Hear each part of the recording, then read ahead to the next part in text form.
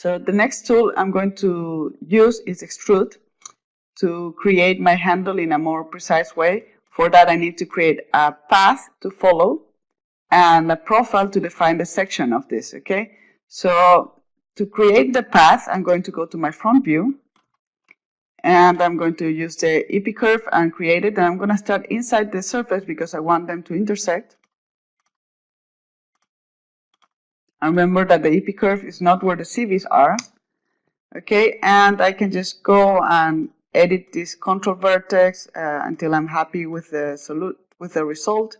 And actually, I think I'm happy. I'm not going to move them too much. Okay, and sorry. And now I'm going to go and create my profile, which is the section that I'm going to extrude. And for that, I'm going to make my surface live. Okay, so I take this circle. By the way, it could be any curve. It doesn't have to be a circle.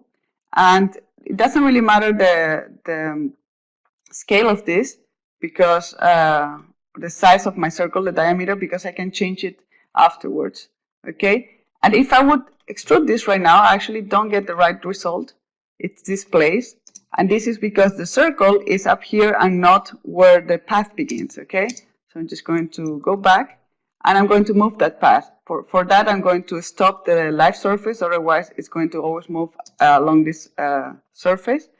And I'm going to take my circle and I'm just going to move it here to the beginning. It doesn't have to be super precise. If you want to be super precise, of course you can do it. But otherwise, this works quite well. Okay, you can just activate a snap curve and it works.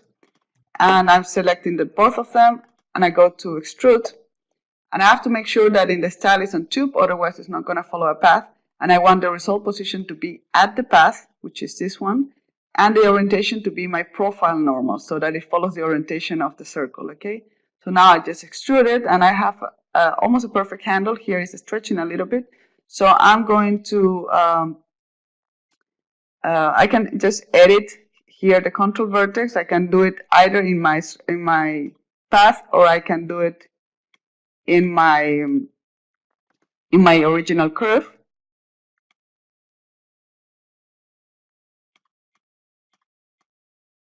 Okay, but I'm happy with the result, and I don't want to go so much into editing the curve.